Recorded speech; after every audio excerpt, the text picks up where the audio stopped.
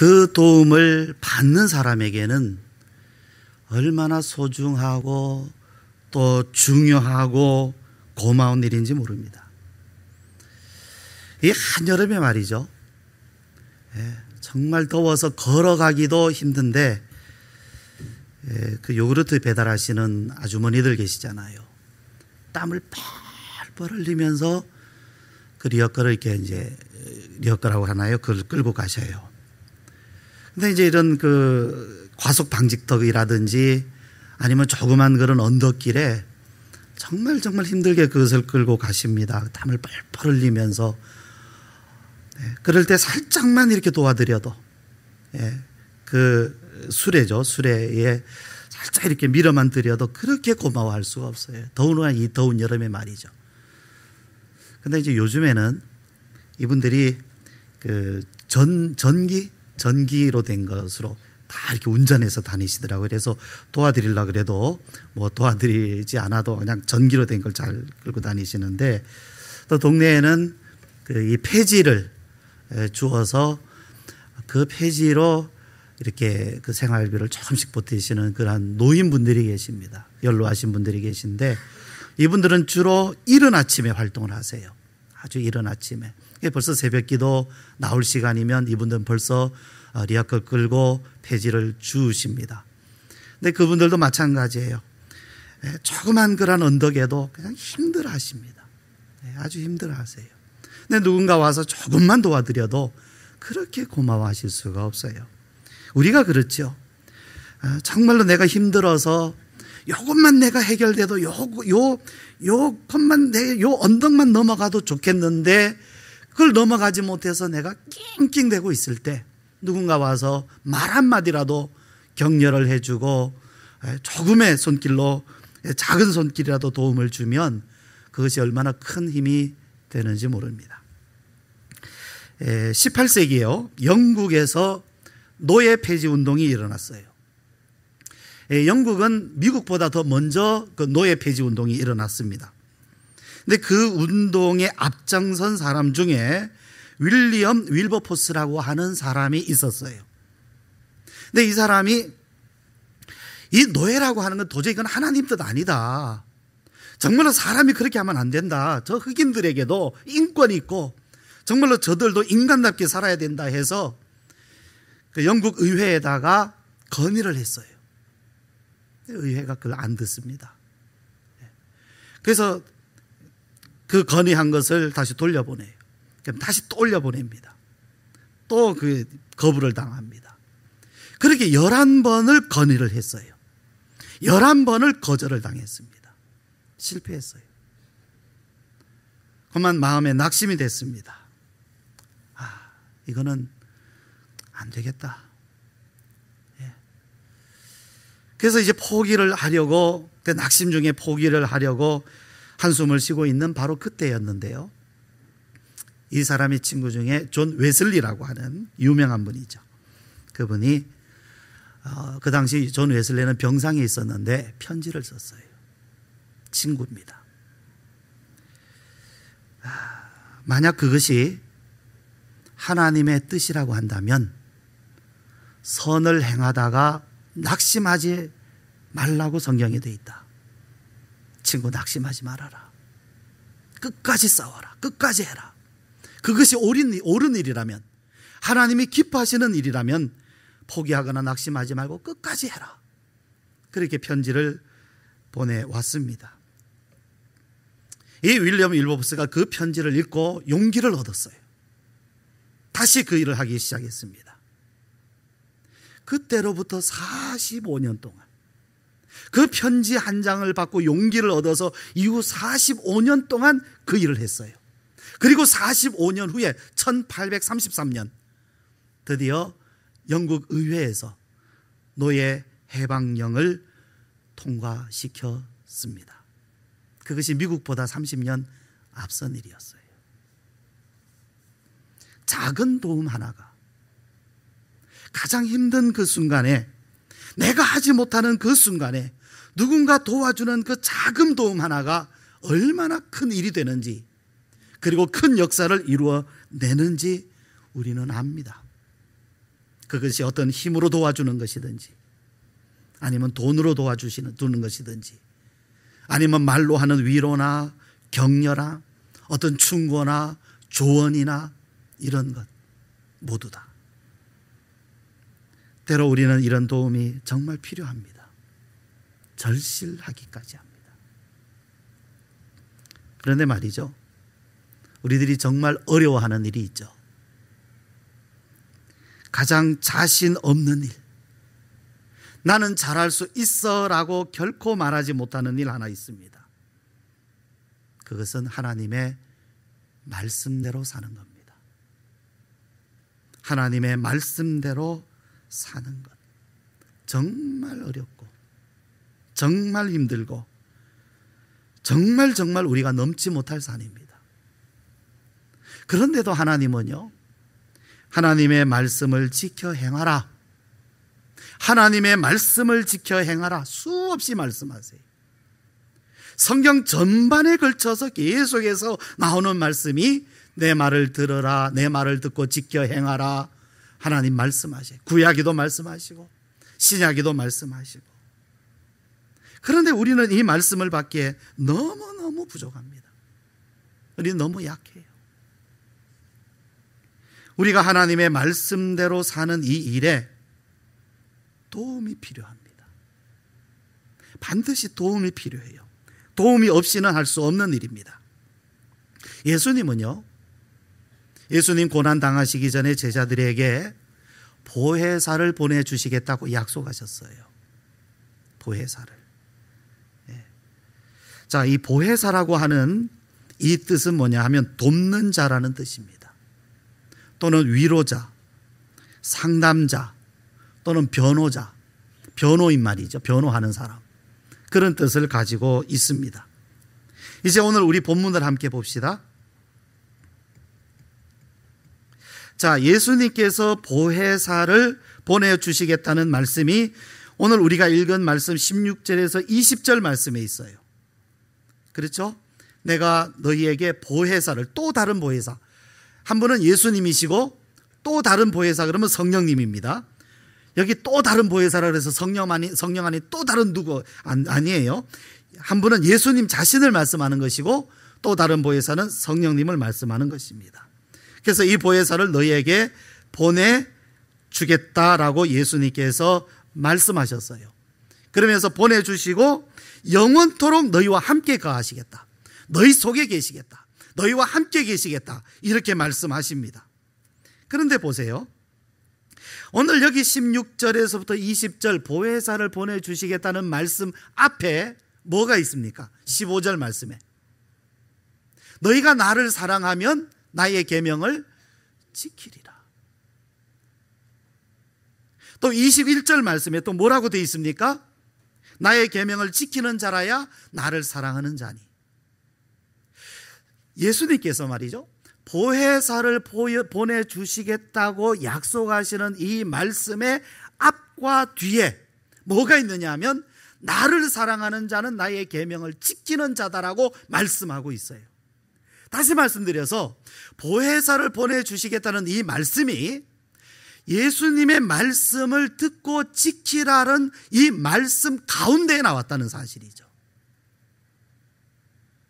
예수님의 말씀, 하나님의 말씀을 듣고 지키리라는 이 말씀 가운데에 보혜사를 보내어 주시겠다는 말씀이 여기에 그 문맥 속에서 나와 있습니다. 근데 우리가 말씀을 잘 살펴보면요, 나를, 그러니까 15절에 나를 사랑하는 자, 나를 사랑하는 자 나의 계명을 지키리라 이렇게 되어 있어요. 이 명령형이 아닙니다. 명령형이 아니고요, 나를 사랑하는 자는 나의 계명을 지킬 것이다 라는 미래형입니다. 지켜야 한다, 너희가 나를 사랑하니까 나의 계명 지켜야 해, 이런 말씀이 아니에요. 나를 사랑하는 사람은 반드시 그렇게 된다. 뭐가? 사랑은 그렇게 된다라는 거죠. 그러니까 여러분, 진짜 사랑은요, 그 명령이 필요 없습니다. 사랑에 명령이 필요합니까? 우리가 이것을 잘 알려면요, 우리 부모님들의 마음을 스스로 우리가 잘 보시면 돼요. 내가 내 아이를 사랑하기 때문에 내 아이에게 이런 거 해줘야 돼, 그렇게 생각하십니까? 스스로 생각해. 나는 아이를 사랑하는 사람이야. 나는 부모지. 그러니까 내 아이 위해서 이걸 해줘야 돼 라고 스스로 명령을 내립니까? 집에서 서로 막 명령 내립니까? 당신은 부모니까 이거 해야 돼. 나는 아빠니까 엄마니까 이거 해야 돼. 그렇게 명령으로 합니까? 아니에요. 사랑이 그 일을 하게 합니다. 사랑이.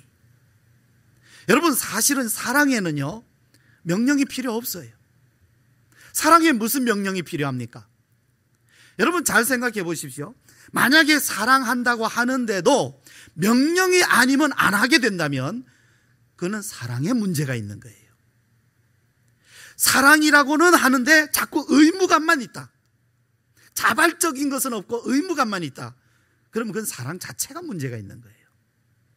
사랑은요, 강요하지 않습니다. 의무 아닙니다. 명령 아닙니다. 그 사랑 자체가 그로 하여금 그 일을 하게 합니다. 그래서 여기 예수님 말씀이 사람이 나를 사랑하면 나의 계명을 지킨다라고 말씀하고 있어요. 그런데 참 희한한 것은 우리는 주님을 사랑해요. 우리가 주님을 얼만큼 사랑하느냐, 그 분량에 대해서는 뭐 크다 작다 말할 수 있겠지만, 그러나 전혀 예수님을 안 사랑하는 거 아니잖아요. 뭐 하나님이 우리를 사랑하시는 것처럼 우리가 하나님을 그렇게 사랑할 수 있겠습니까? 하나님께서 예를 들어서 어머니가 자녀를 사랑하시는 것하고 자녀가 어머니를 사랑하는 건 다른 거죠. 예를 들어서 어머니는 자녀를 업어주고 안아주고 먹여주고 재워주고 그러잖아요. 그런데 자녀가 부모님을 업어주고 안아주고 재워주고 뭐 그럽니까? 자녀가 부모님을 사랑하는 것은요, 그 사랑에 고마워하는 거예요. 그 사랑을 아는 것이고 그 사랑을 고마워하는 것이, 그게 부모님을 사랑하는 것입니다. 뭐 업어주고 안아주고 이거 아니잖아요. 우리가 하나님을 사랑하는 것도 그와 같은 것입니다. 하나님이 우리를 긍휼히 여기시고 우리를 지켜주시고 하십니다마는 우리가 하나님을 뭐 지켜드리고 뭐 긍휼히 여겨드리고 이래야 됩니까? 그거 아니거든요. 하나님의 사랑을 아는 것이고 그 사랑에 고마워하는 것이에요. 그것이 하나님을 사랑하는 것입니다. 그럼에도 불구하고 우리가 하나님의 말씀을 따라 행하는 것이 우리에게는 얼마나 어려운 일인지, 왜 그게 그렇게 안 되는지 몰라요. 내가 그런 생각하면 안 되는데, 그런 마음을 품으면 안 되는데, 그런 일들이 우리에게는 얼마나 많은지 몰라요. 그래서 남이 나에게 뭐라고 하기 전에 내 스스로 그것 때문에 마음이 민망해집니다. 마음이 찔려요. 내가 나를 정죄하게 돼요. 내가 나를 책망하게 돼요. 그게 사실입니다. 그런데 여기 말씀에 너희가 내 말을 지키리라 하는 말씀에 바로 이어서 예수님 뭐라고 하셨느냐 하면 보혜사를 보내주시겠다. 보혜사는 무슨 뜻이라고요? 돕는입니다. 그럼 누구를 도와주시는 겁니까? 무엇을 도와주시는 것일까요? 누구를, 무엇을 돕는 것이겠습니까? 자, 앞서 우리가 이 말씀을 좀 더 알기 위해서 10절 말씀 한번 봅니다. 10절. 자, 여러분 한번 읽으시죠. 시작.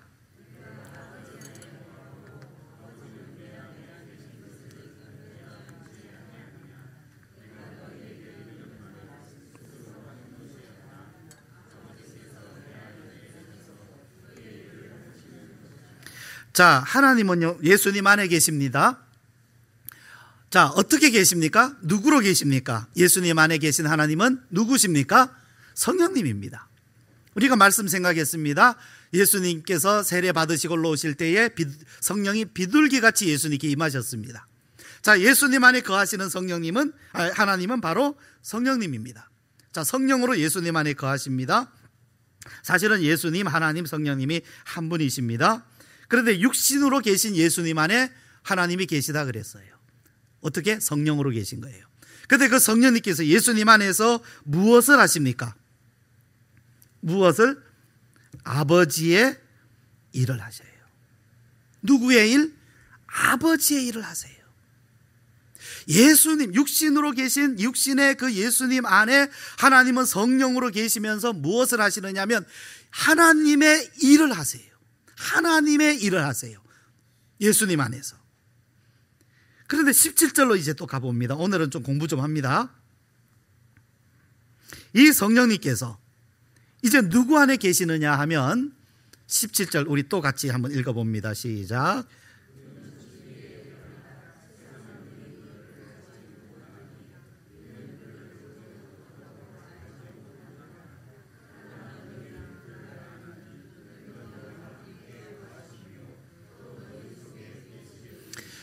여기 너희는 누굽니까? 여기 너희는 누구겠어요? 예수님을 사랑하는 사람들입니다.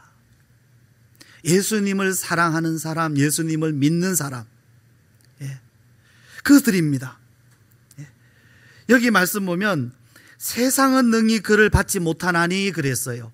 그럼 이 세상은 누굽니까? 예수님을 알지 못하는 사람, 예수님을 사랑하지 않는 사람, 예수님을 믿지 않는 사람입니다. 그들은 성령님을 받을 수 없어요. 몰라요. 그러나 너희는 그랬어요. 너희는 세상하고 다릅니다.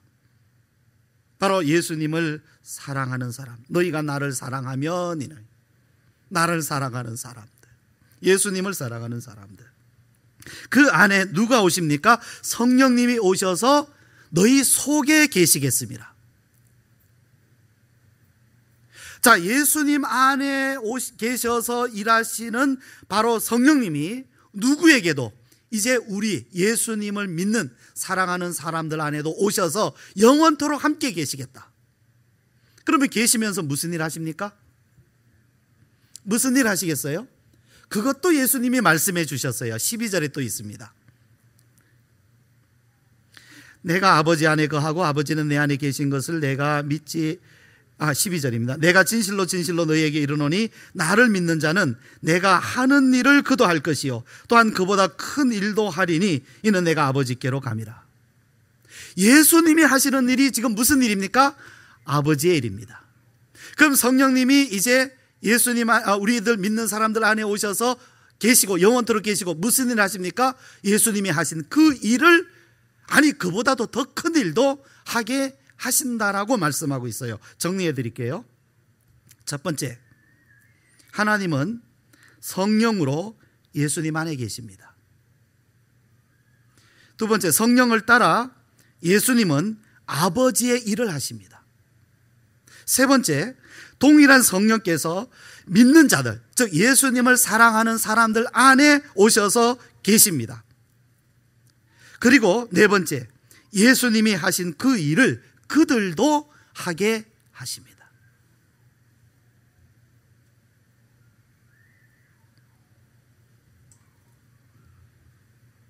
에스겔 36장 27절 말씀을 제가 읽어드리겠습니다.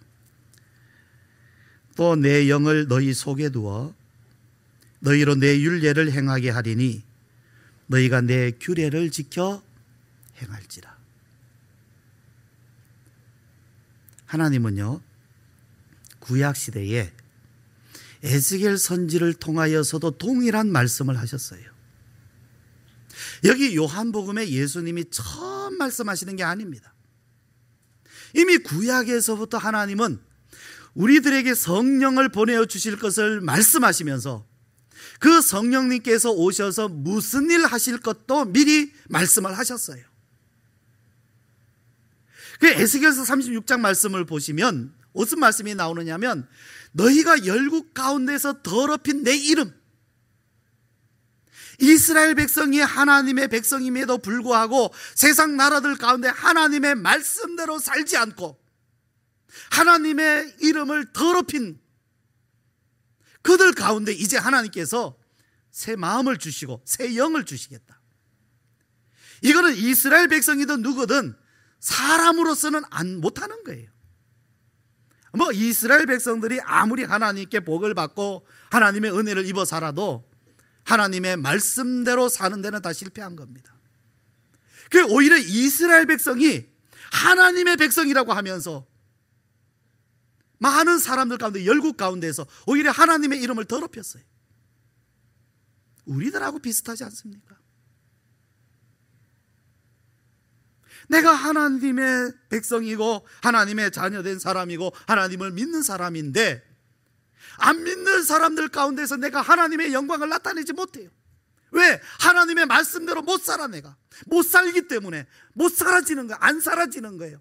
나는 그렇게 살고 싶은데 정말로 사람들 가운데, 안 믿는 사람들 가운데 보란 듯이 하나님의 말씀 지키면서 나는 하나님 이렇게 사랑합니다 하고 내가 그렇게 살고 싶은데 그게 안 되는 거예요.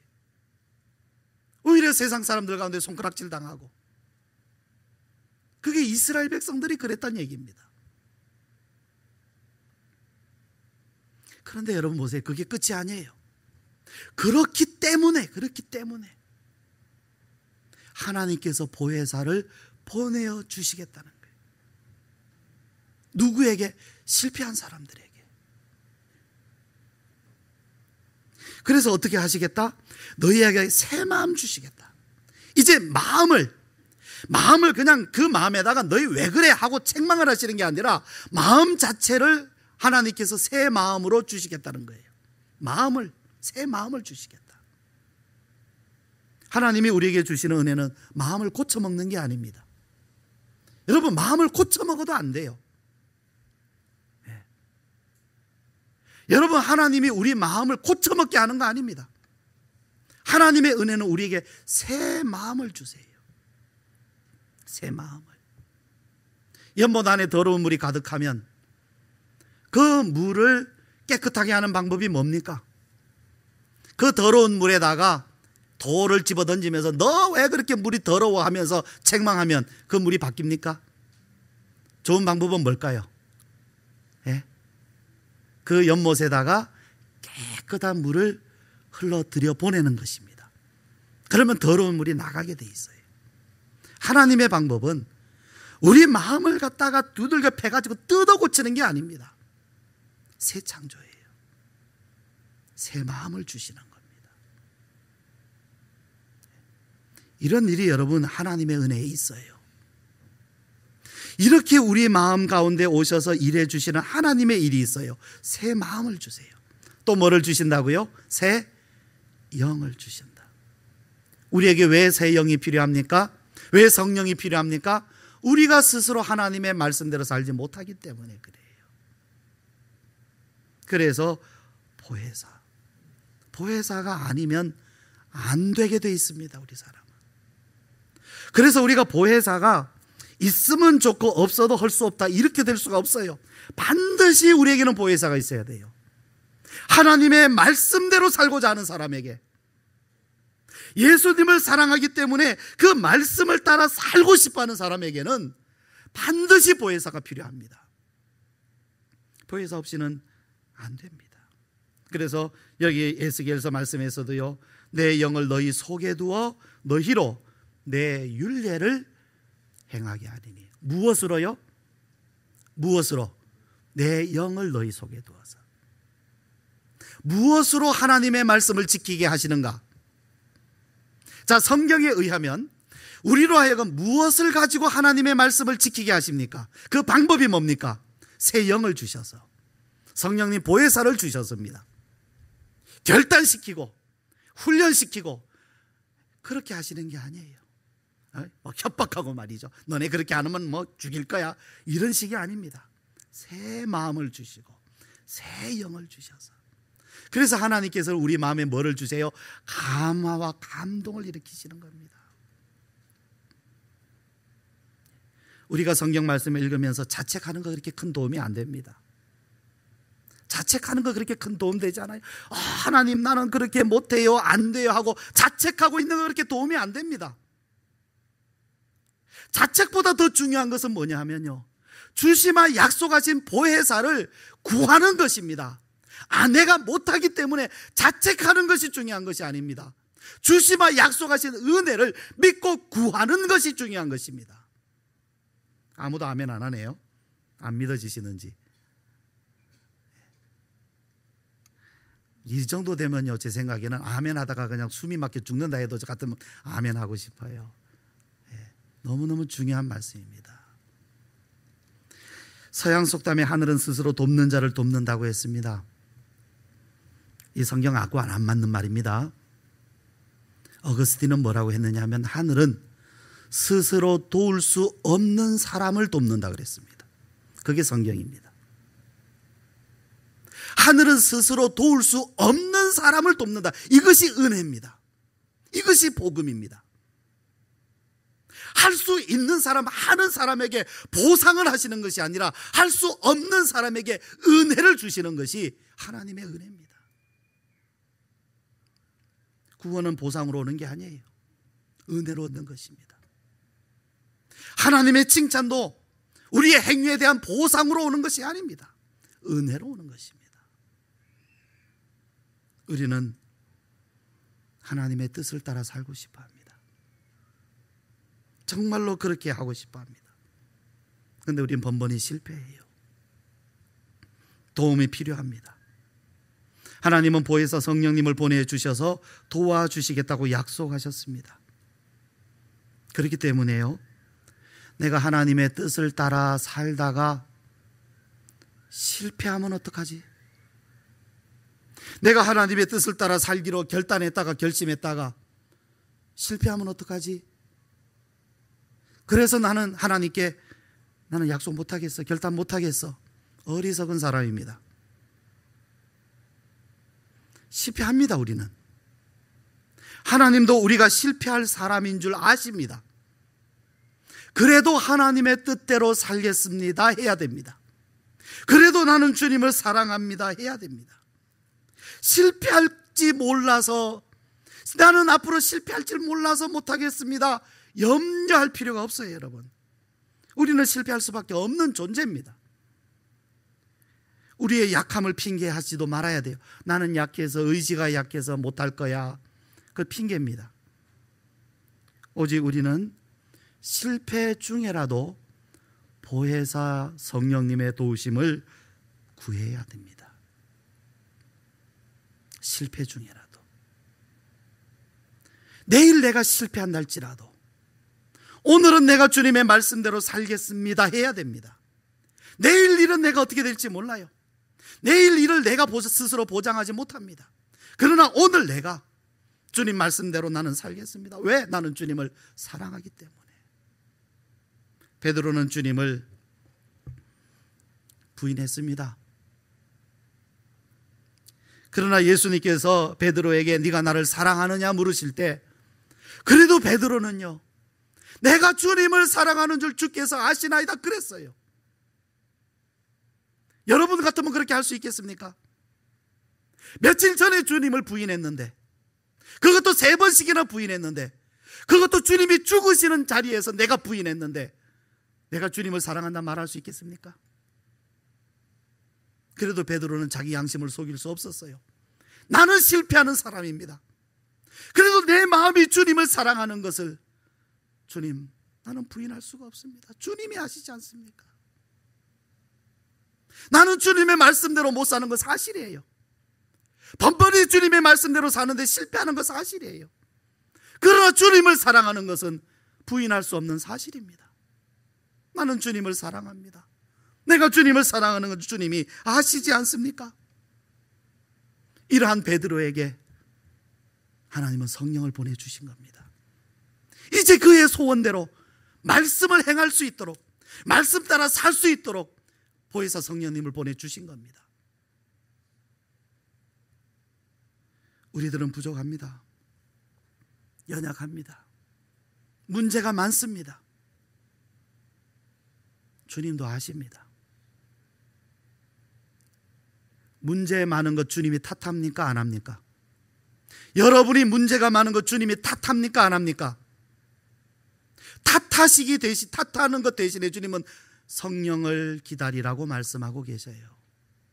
책망 대신에 주님은 그래서 보혜사를 보내주시겠다고 약속하시고 계십니다. 여러분, 주님이 탓하시지 않는데 여러분 스스로 탓하지 마세요. 주님이 여러분을 책망하지 않는데 여러분 스스로 자책하지 마세요. 그 대신에 성령을 사모하세요. 성령을 구하세요. 이것이 하나님의 약속의 말씀입니다. 우리 성령을 기다리면서 낙심하지 맙시다. 우리가 주님을 사랑하면서 실패하는 것 때문에, 넘어지는 것 때문에 스스로 낙심하지 맙시다. 오히려 그럴수록 우리는 주님을 기다립시다. 보혜사를 사모합시다. 성령님을 구합시다. 우리 함께 기도하시겠습니다.